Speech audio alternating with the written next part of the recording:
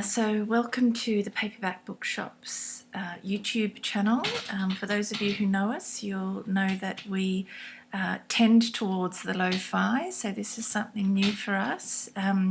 It's something that we've decided to do as a way of offering you something more during the COVID-19 lockdown than you would be getting from the recommendations and virtual browsing we're currently offering on our various social media platforms.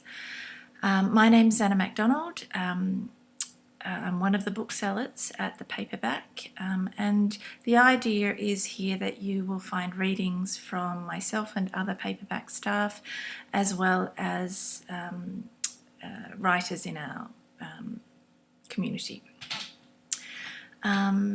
No doubt it will tend towards the eclectic and eccentric, but I hope you enjoy them. To begin with, I'm going to be reading from a book that I love very much, which is Derek Jarman's Modern Nature. I first read this a few years ago when this vintage edition came out. I came to Jarman via reading the work of Olivia Laing, who is one of my favourite contemporary authors and a favourite at the Paperback. But I've also been thinking about Jarman more recently, and I've returned to him as a result of reading another wonderful book, Jenny Oddle's How to Do Nothing. Yeah? You see, I'm learning the technology. And one of the things I love about How to Do Nothing is Oddle's focus on place and bioregionalism, and an idea that by focusing on the place where we find ourselves, by paying close attention to it, we can consider our place in the world, and that can have radical potential. And it seems to me that in terms of this close attention to place and specific place and living in a particular place at a particular time too, few people do it better than Jarman. I'm going to begin by reading his entries. The diary starts in 1989. This is the first of two volumes. The second volume, Smiling in Slow Motion, I have but haven't yet read. I can't yet bear to having a sense of how it might end.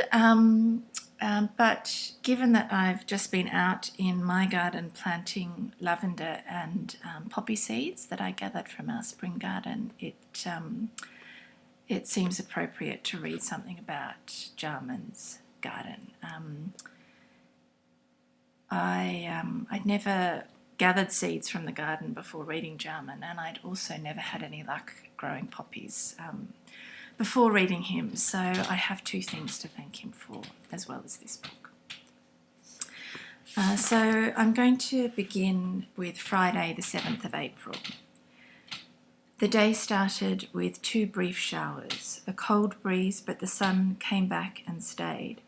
Driving to Rye, we noticed banks of Alexanders, bright green with creamy yellow flowers at the curbside.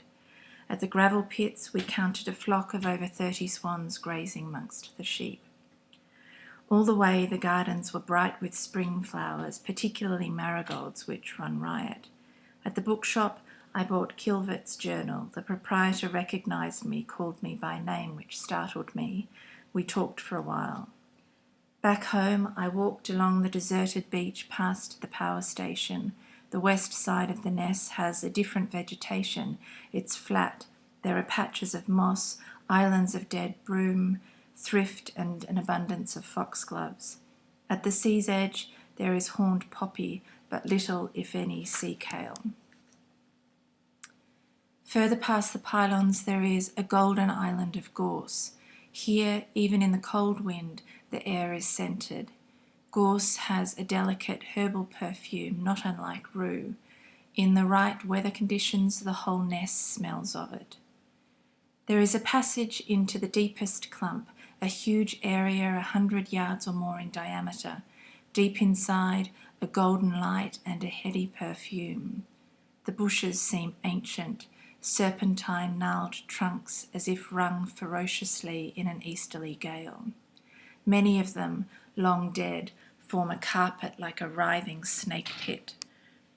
The great bushes are about 10 feet high, very luxuriant, and the warm winter has produced the most beautiful blossom. This evening, the silence in this grove was truly golden. It is a beautiful thought that Pliny says Gauss was used to catch the specks of gold from the gravel that prospectors panned. Saturday the 8th. Sat in the sunlight and dreamt up a tower of the winds and conservatory.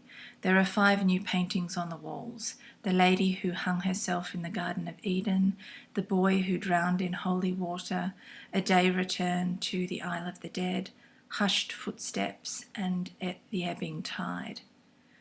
All collages of found objects on gold backgrounds. A hallucinatory dusk washed with colours to drive Monet to suicide. At sunset, the brightest sickle moon appeared in a gentle blue sky. Minute by minute, gathering in intensity, it stayed until just before midnight.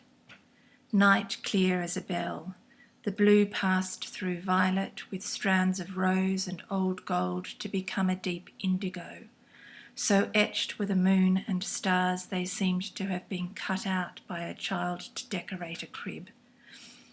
The night sky here is a riot that outshines the brightest lights of Piccadilly. The stars have the intensity of jewels. So flat is the ness that those stars that lie at the horizon touch your very feet, and the moon tips the waves with silver. The nuclear power station is a great ocean liner moored in the firmament, ablaze with light, white, yellow, ruby. Whilst round the bay the lights stretch from Folkestone to Dover. High above, jetliners from the south flash silent in the stars. On these awesome nights reduced to silence, I walk across the Ness. Never in my many sleepless nights have I witnessed a spectacle like this, not the antique bells of the flocks moving up the Sardinian hillside, the barking of the dogs and the sharp cries of the shepherd boys, nor moonlit nights sailing the Aegean, nor the scented nights and fireflies of Fire Island, smashed glass star-strewn through the piers along the Hudson. Nothing can quite equal this. The orchestra has struck up the music of the spheres. The spectral dancers on the fated liner whirl you off your feet till you feel the great globe move. Light-hearted laughter. Here man has invaded the heavens, but the moon, not to be usurped, shines sickle bright, gathering in our souls. Sunday the 9th. Keep spending is the cheerful cry of the proprietor of the Greatstone Nursery, a bright bungalow at the sea's edge hugged by herbaceous borders, with a sign at the entrance, "Say it with flowers, Valentine's Day, February 14. He stands smiling at the doorstep, dark blue fisherman's jersey and yachting hat with a fine gold earring.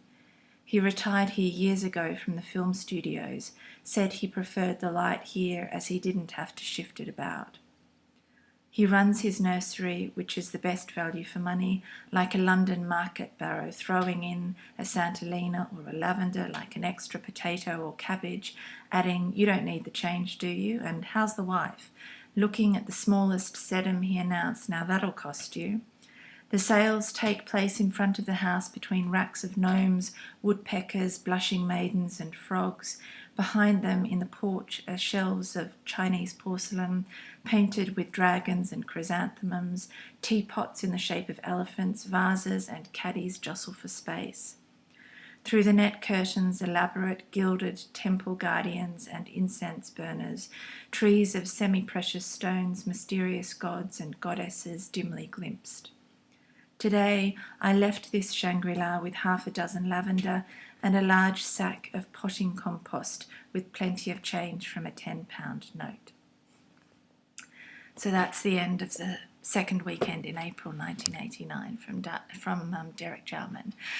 Thank you for listening, and we'll see you again at some point. Take care.